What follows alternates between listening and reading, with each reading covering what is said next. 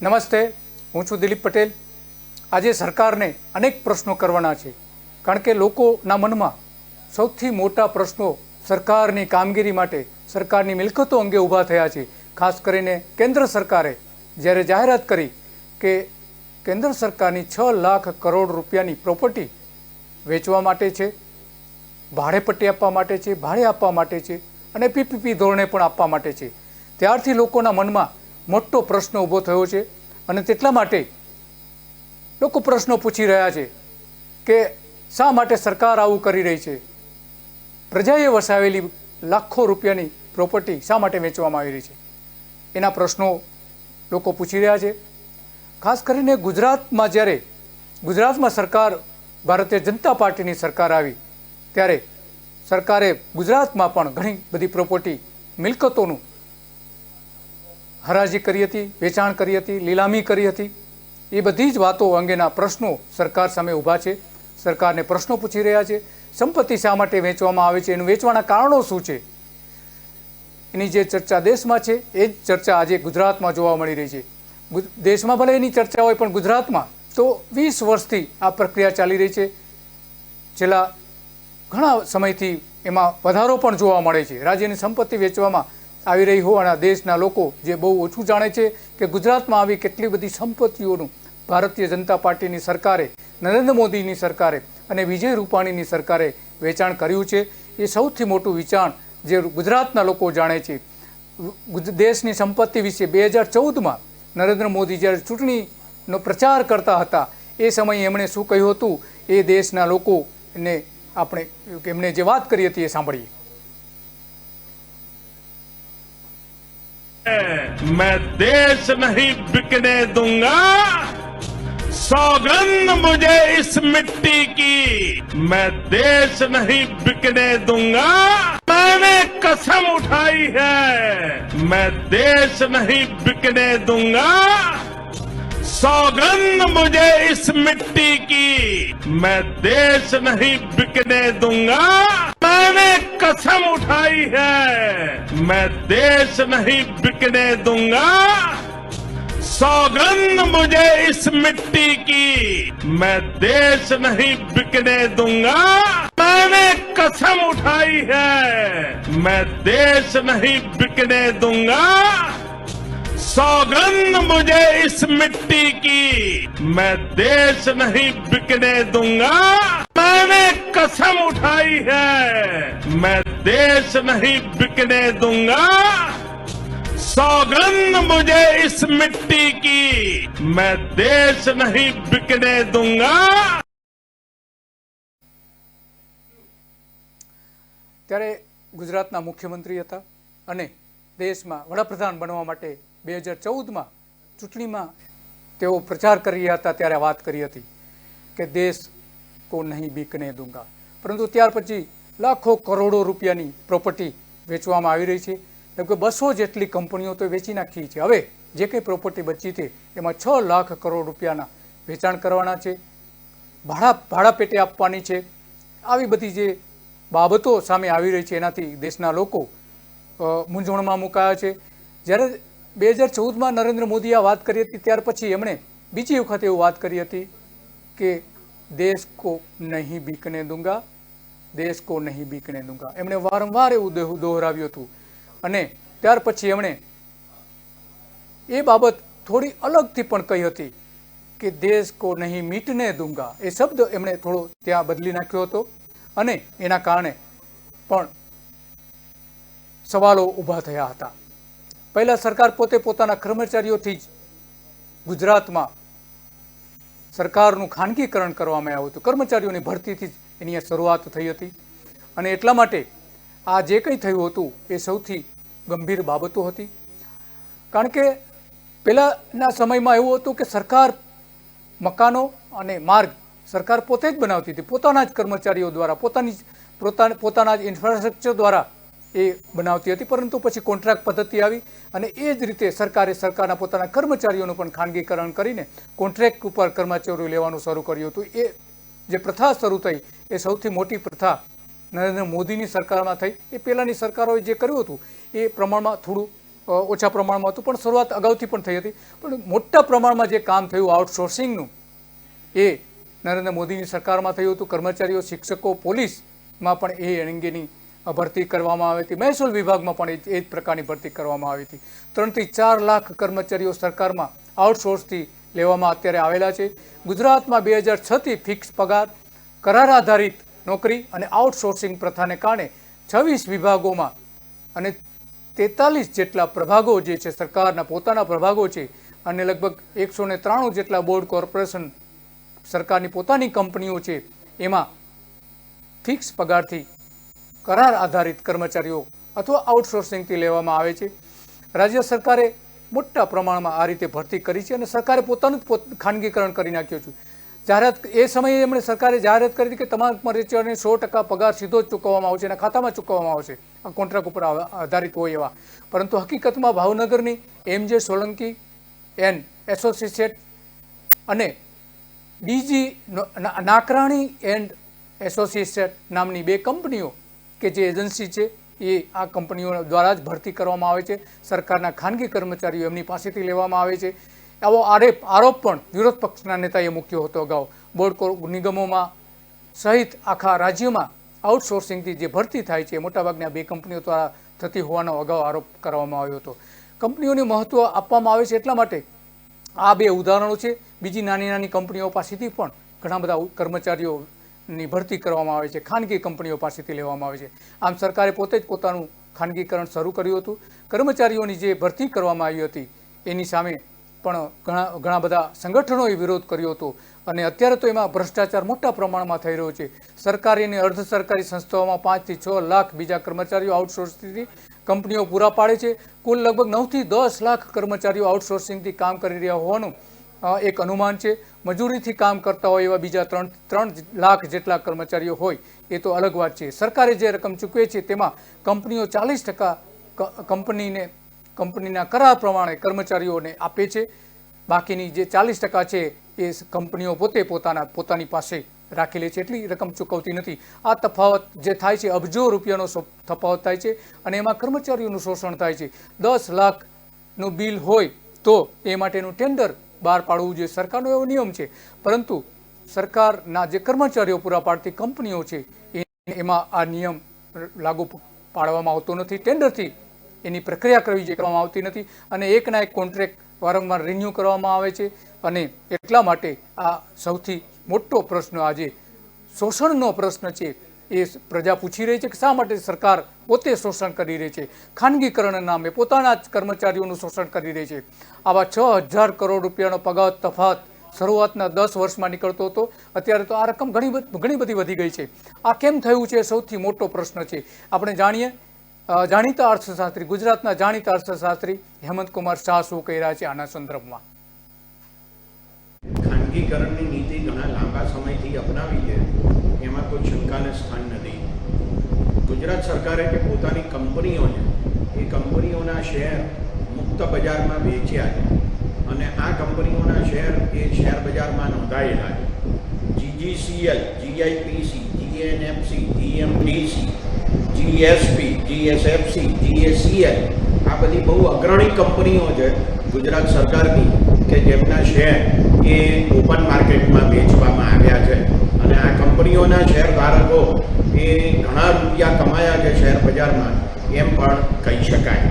બીજો એક અગત્યનો મુદ્દો એ છે ખાનગીકરણના સંદર્ભમાં કે ગુજરાત સરકારે પોતાનું ગુજરાત વિદ્યુત બોર્ડ એના તો ઘણા ભાગ પાડી દીધા, એને ઘણી રીતે વેચી દીધી, પણ એનાથી વધારે મુદ્દો મહત્ત્વનો એ છે કે ખાનગી કંપનીઓ પાસેથી ખૂબ ઊંચા ભાવ આપીને વીજળી ગુજરાત સરકાર દ્વારા ખરીદવામાં આવે છે. એટલે ખાનગીકરણને આ રીતે પણ પ્રોત્સાહન આપવામાં આવ્યું છે.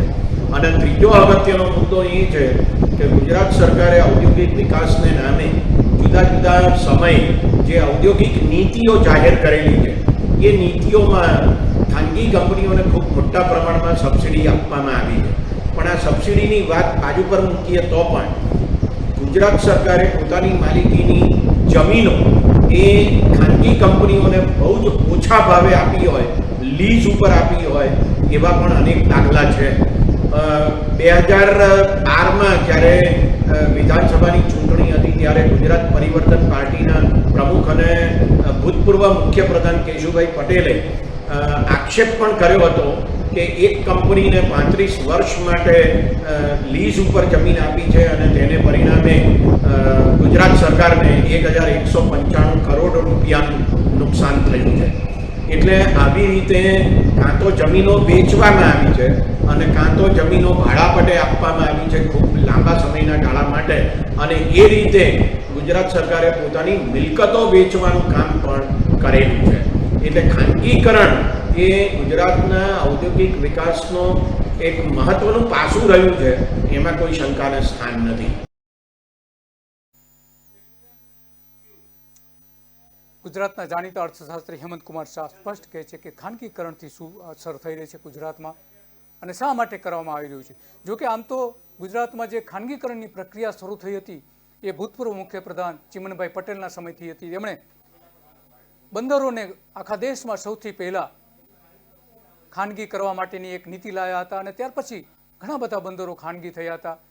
ગુજરાતના બંદરો ખાનગી કંપનીઓને આપવાની નીતિ એમણે બનાવી હતી, જેનો સીધો અમલ ભાજપની સરકાર એ શરૂ કર્યો હતો. મુન્દ્રા બંદર પણ એ પૈકીનું એક ખાનગીકરણની નીતિના ભાગરૂપે થયું હતું.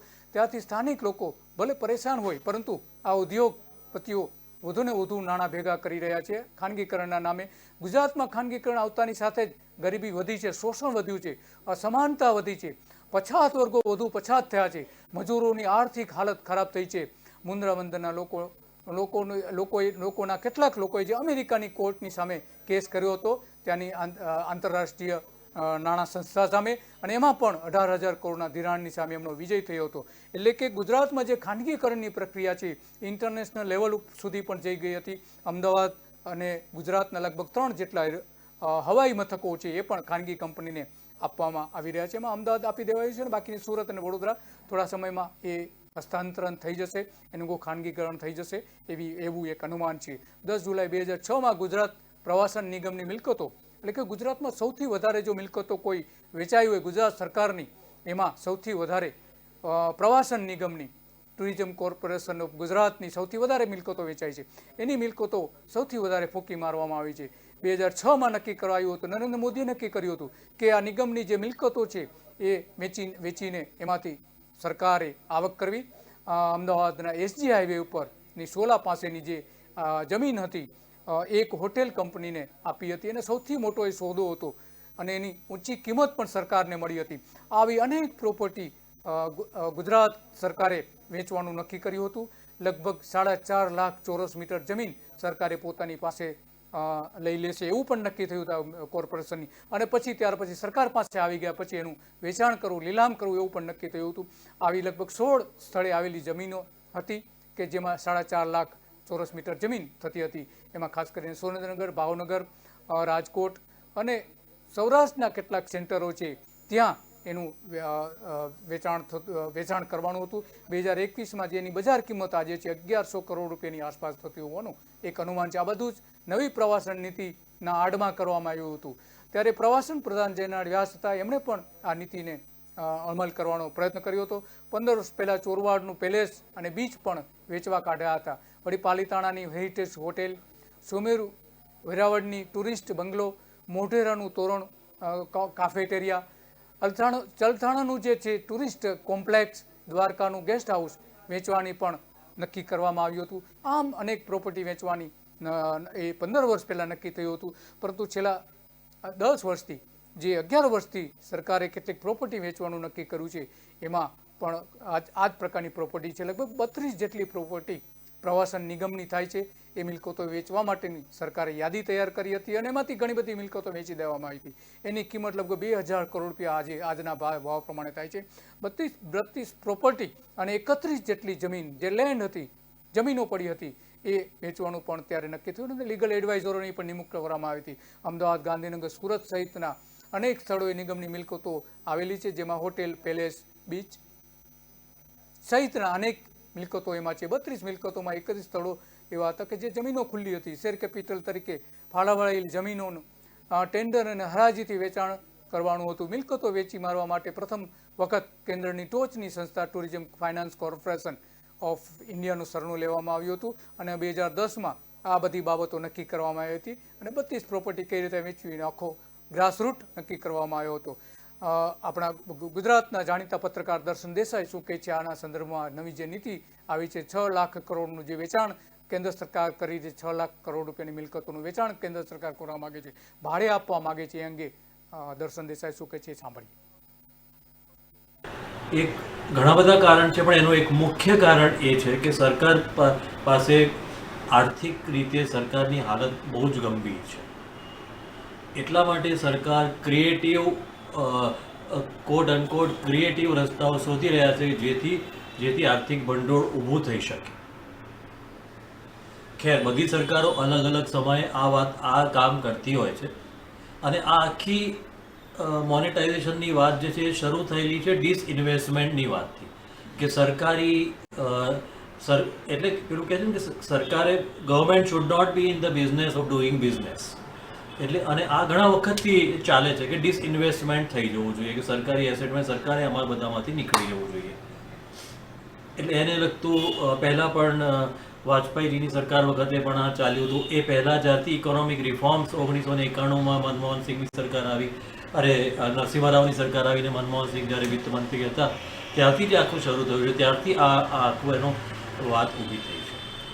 હવે મુખ્ય વસ્તુ એ છે કે આ સરકારનું રેપ્યુટેશન જોતા કે એની એ જોતા એમણે એમ કહ્યું છે જરૂર કે આ બધું મોનેટાઇઝ કરશું, એમાં ઓનરશિપ જે છે એ માલિકી સરકારની જ રહેશે, પણ એનું મોડાલિટીઝ કેવી રીતે સરકારની રહેશે, સરકારનો એક્ઝેક્ટલી શું રોલ રહેશે, પ્રાઇવેટ સેક્ટરને તમે કેટલું આપશો, કે એટલે એ આખું જે છે હજુ પણ એક ગ્રે એરિયા છે. અને આ સરકારની પેલી એક આદત રહી છે કે તાસીર રહી છે કે એક મોટું ખૂબ જ મોટા એનાઉન્સમેન્ટ હંમેશા એ કરે છે, પણ એનું ઇમ્પ્લિમેન્ટેશન મોડાલિટીઝ એની કોઈ જ ક્લેરિટી હોતી નથી. કેવી રીતે કરવામાં આવશે, કેવી રીતે એક્ઝેક્ટલી તમે કરશો. દર્શન દેસાઈ પત્રકાર કે જેમણે એક વાત કરી કે કઈ રીતનું સરકારી મિલકતો છે એનું પુનર્ગઠન કરવામાં આવે છે અને એની પાછળના શું ઈરાદાઓ હોય છે, શું હેતુ હોય છે અને શા માટે કરવામાં આવે છે. માત્ર આ સરકાર જ કરે છે, મોદી સરકાર કરે છે એવું નથી. અગાઉની પણ સરકારોએ આ જ પ્રકારની પદ્ધતિ અપનાવી હતી. મનમોહન સિંહ જ્યારે નાણામંત્રી હતા ત્યારે એમણે આ પદ્ધતિ લાવ્યા હતા અને ત્યાર પછી એઓ વડાપ્રધાન થયા ત્યારે પણ એમણે મોટા પ્રમાણમાં મિલકતો વેચવાનું પણ નક્કી થયું હતું. પરંતુ સૌથી વધારે તો નરેન્દ્ર મોદીની સરકારમાં આ મિલકતો વેચવામાં આવી હતી. 200 કંપની પછી આ 6 લાખ કરોડ રૂપિયાનું વેચાણ કરવામાં આવી રહ્યું છે. આ જે શરૂઆત થઈ હતી એ સૌથી પહેલાં શરૂઆત તો ગુજરાતથી થઈ હતી. ગુજરાતના પ્રવાસન નિગમ પાસે થઈ હતી. આ જે પ્રવાસન નિગમની પ્રોપર્ટી હતી, લગભગ 85 જેટલી પ્રોપર્ટી કે જે કોંગ્રેસ સરકારના સમયમાં ઊભી થઈ હતી, પ્રજાના નાણાંમાંથી, પ્રજાએ આપેલા ટેક્સમાંથી એ મિલકતો વસાવવામાં આવી હતી. એ મિલકતો 45 વર્ષમાં વસાવવામાં આવી હતી. એ પછી એમણે આ જે ગુજરાતમાં 2006 પછી પ્રવાસન નિગમનું મિલકતો વેચવાનું મોટા પ્રમાણમાં આયોજન કર્યું હતું. ભાજપ સરકારની મિલકતો વેચીને એનામાંથી પૈસા મેળવીને કામગીરી કરવા માગતી હતી એવું એ પણ એ સમયે સ્પષ્ટ થતું હતું. કારણ કે ગુજરાતમાં જે સમાજવાદ હતો એ સમાજવાદ ભારતીય જનતા પાર્ટીના આવતાની સાથે જ ખતમ કરી દેવાયો હતો. મૂડીવાદી સામ્રાજ્ય ઊભું કરવાના તમામ પ્રયત્નો કરવામાં આવતા હતા. એના ભાગરૂપે પણ આ એક મૂડીવાદને પ્રોત્સાહન આપવા માટે સરકારની મિલકતો છે, સરકારની કોઈ જવાબદારી નથી એમ માનીને બધી મિલકતો વેચવામાં આવતી હતી અને મૂડીવાદીઓ ભાજપ સરકાર પાસે ધાર્યું કરાવતા હતા. આજે પણ કરાવે છે, એટલા જ પ્રમાણમાં કરાવે છે. ભાજપ સરકાર પોતે પણ મૂડીવાદી હોવાથી તે ઉદ્યોગોને દરેક ઉદ્યોગોની દરેક જે હરકતો છે એ ખુશીથી જુએ છે. પણ ભાજપ આવું કેમ કરી રહ્યું છે, શા માટે કંપની રાજ લાવી રહ્યું છે ગુજરાતમાં, એ અનેક સવાલો એની સામે ઊભા થયા છે કે ભાજપ સરકાર શા માટે પ્રજાની મિલકતો વેચી રહી છે. શું એમની પાસે પૈસા નથી કે સમાજવાદ ખતમ કરવા માગે છે કે લોકોનો જેના પર હક છે, લોકોના હિત માટે જેનો ઉપયોગ થતો હતો એ ખતમ કરવા માગે છે, માત્ર મૂડીવાદ માટે કરવા માગે છે. ગરીબો અને સામાન્ય લોકો એ પ્રોપર્ટી ઉપર ન જઈ શકે, એનો ઉપયોગ ન કરી શકે, એ હેતુ છે કે શું છે, એ અનેક સવાલો એની સામે આવીને ઊભા છે.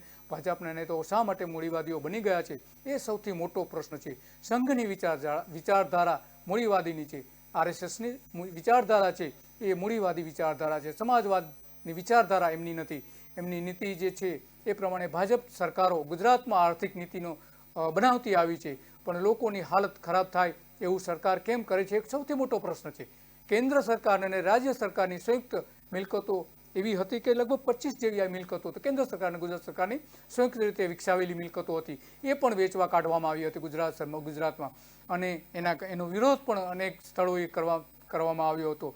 ભાજપ સરકાર મિલકતો વેચવા કાઢી એની સામે પ્રજાએ ઘણી જગ્યાએ આંદોલન પણ કર્યા હતા. ખાસ કરીને અમદાવાદ, ગાંધીનગર, ભાવનગર, સુરત, પાલીતાણા અને સૌરાષ્ટ્રની ઘણી બધી એવી ઘણા બધા એવા સ્થળો હતા.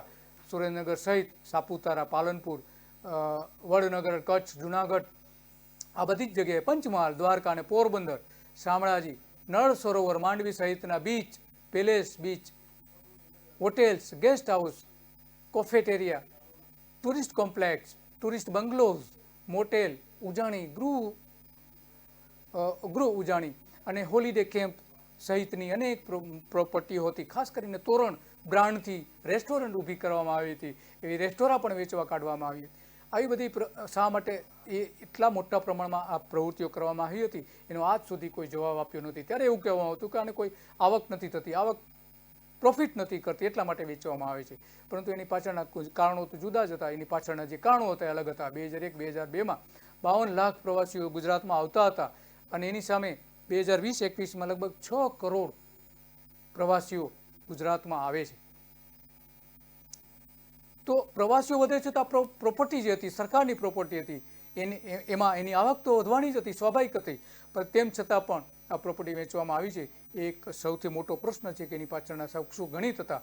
પ્રવાસીઓમાં 12 ગણો વધારો થયો હોવા છતાં પણ એક પછી એક સરકારે લગાતાર એની મિલકતો વેચવા માટેનો પ્રયત્ન કર્યો હતો. દેશનું સૌથી લાંબો જે છે 130 કરોડ રૂપિયાનો જૂનાગઢનો રોપવે પણ ખાનગી કંપનીને આપી દેવાયો છે. 2015થી 2020 સુધીની પ્રવાસન નીતિમાં 200 ખાનગી પ્રોજેક્ટ આવ્યા હતા, જેમાં 14,000 કરોડનું રોકાણ થયું હતું એવો સરકારનો દાવો હતો. તેમાં રોજગારી 10,000 લોકોને મળી હતી. ખરેખર જો આ રોકાણ કૃષિ ક્ષેત્રે લાવવામાં આવ્યું હતું, કૃષિ ક્ષેત્રે કામ કરતા બોર્ડ કોર્પોરેશનને મજબૂત કરવામાં આવ્યા હતા, તો ઘણી બધી વધારે રોજગારી મળી શકી હોત. ખાનગી કંપનીઓ આટલું મોટું મૂડીરોકાણ કરતી હોય તો પછી પ્રજાના પૈસે વસાવાયેલી મિલકતો કેમ વેચવી પડે છે? શા માટે વેચી મારવી પડે છે? એક સૌથી મોટો પ્રશ્ન છે આજે પ્રજાના મનમાં. આ એક મોટો પ્રશ્ન છે. બીજી બાજુ સરકાર પોતે પ્રવાસન વિભાગ પાસે વર્ષે 500 કરોડ રૂપિયાનું ખર્ચ કરે છે. ગયા વર્ષે લગભગ 500 કરોડ રૂપિયાનું બજેટ હતું. આમ 1960થી 60 વર્ષમાં પ્રજાના વેરાની રૂપિયા 25,000 કરોડ રૂપિયાની મિલકતો આ બધી વસાવવામાં આવી હતી, જેની લાખો રૂપિયાની કિંમત આજે પણ થાય છે. કેટલીક મિલકતો વેચી દેવામાં આવી અને કેટલીક હજુ જાળવી રાખી છે. એમાં મુખ્યપ્રધાનની સૌથી મોટી ઈચ્છા હતી કે આ બધી મિલકતો વેચવામાં આવે અને એના પૈસા જે છે એ પૈસા ગુજરાત સરકારની યોજનાઓ માટે વાપરવામાં આવે. મોદી અને રૂપાણી એ રૂપિયા 9,000 કરોડના વિમાનો પોતાના માટે ખરીદ કર્યા છે.